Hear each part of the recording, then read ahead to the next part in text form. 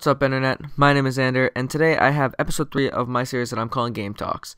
If you're not familiar with it, what I do in the series is I take a game that's going to be coming out shortly, and I kind of dive into it and do a general overview and fill you guys in on some of the facts about this game. For episode 3, I'm going to be talking about Black Ops 2. It's the newest installment in the Call of Duty franchise, one of the most definitely biggest franchises in all of video game history, for sure. Every year, consistently, there's a new release, and every year that release does amazingly well.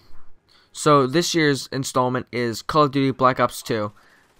It's going to be a game that takes place during two wars, one of which hasn't happened and the other of which has.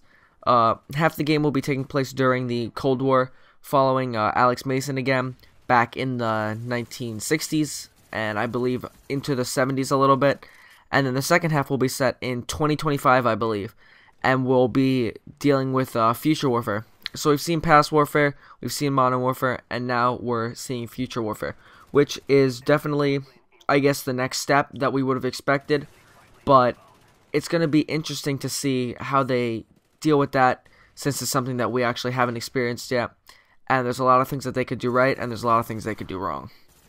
Black Ops, the original, had probably my favorite campaign of any Call of Duty game. The ones that I've played have been Modern Warfare 2, Black Ops, and Modern Warfare 3. The Cold War is a really interesting time period to me, and that's one of the reasons I really like the Call of Duty games, and the Assassin's Creed games as well, more so the Assassin's Creed games for this reason, but like the historical significance behind them. Obviously, everything's a little bit fictional, but there is some relevance to it. And the Cold War is one of the most interesting times, and so it was really cool to play through during the Cold War era, and I'm really excited for that portion of the game, more so than the Future Warfare section. That being said, the stuff that I've seen for the Future Warfare section looks really, really cool. There are tons of new elements that they're adding to the game. First off, just in terms of story progression, it's now based on, I'll compare it to Mass Effect. It's not necessarily to that level, but you have missions where your choices will affect your outcome in the overall story. So, for instance, maybe you can choose between saving a VIP or saving, like, a package, maybe. And depending on which one you do, it'll unlock, like, a tree of new missions, and so on and so on. One of the other things that they've added are missions that it's possible for the player to fail.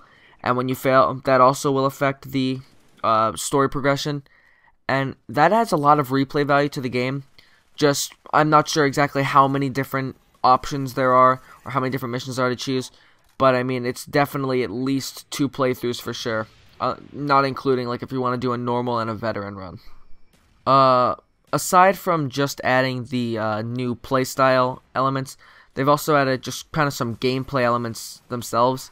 For instance, since it's based on Future Warfare, Treyarch was able to experiment with some future technology that they envisioned for themselves. For instance, there are some kind of drone that the player is able to pilot and fire upon the enemies with them from the sky. There are mechs that can be driven around. Also, there is a sniper rifle that is specifically designed for surface penetration. Bachika Bow Wow. What it does is it's kind of an X-ray scope, and the longer you charge up the rifle, the more damage it does through a surface. And just a ton of things like that. That's all I know off the top of my head, but I know that they've come up with lots and lots of these types of items that are going to drastically change the gameplay from how we know right now.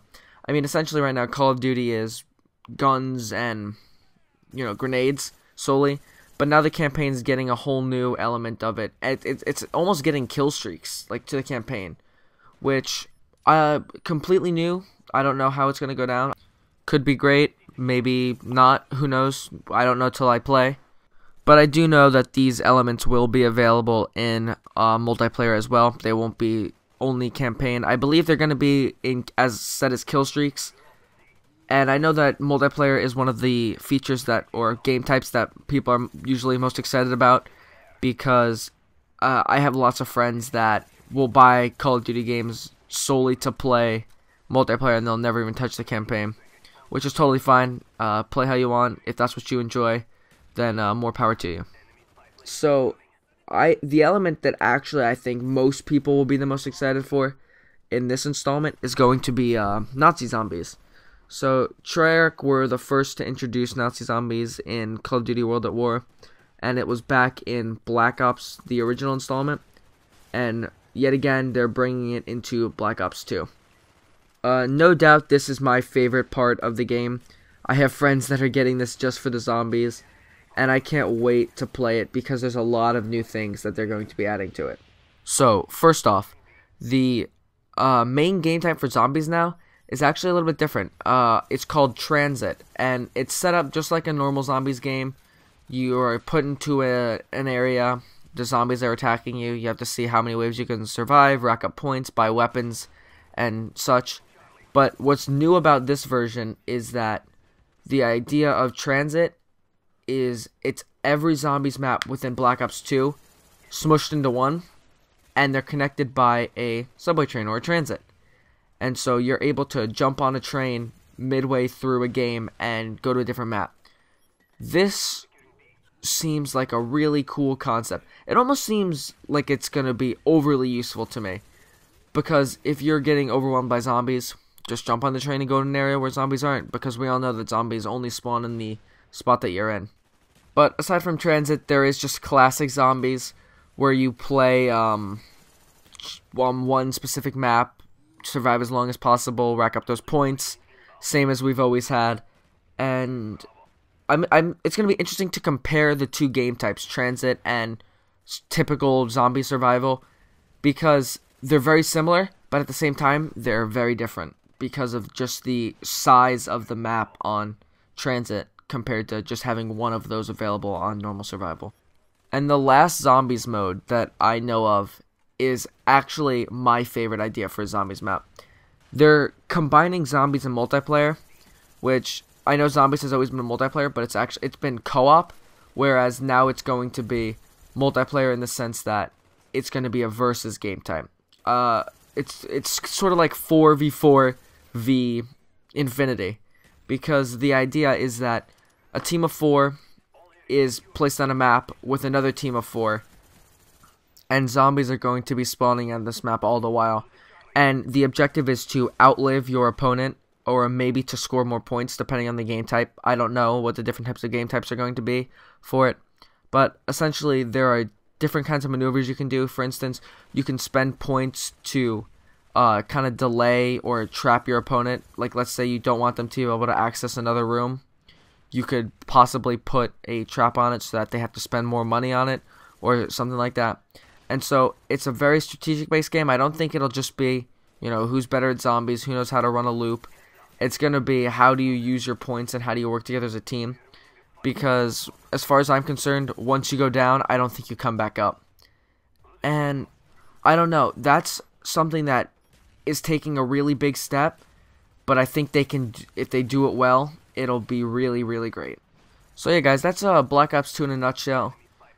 You've got your campaign, just like always. You've got multiplayer mode, which I know is a lot of the community's favorites, and you've got zombies mode coming with a ton of new game types and a ton of new features to it.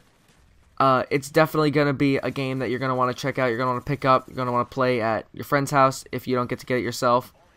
And I know I'm excited for it. I know I'll be getting it. I don't know if I'll be getting it on release date just because of the sheer number of games that are coming out in the month of November.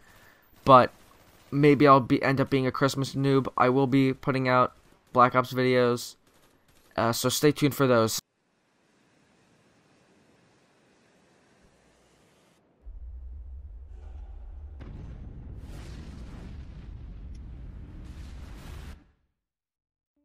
Alright guys, if you liked the video, be sure to hit like. If you like me, hit subscribe.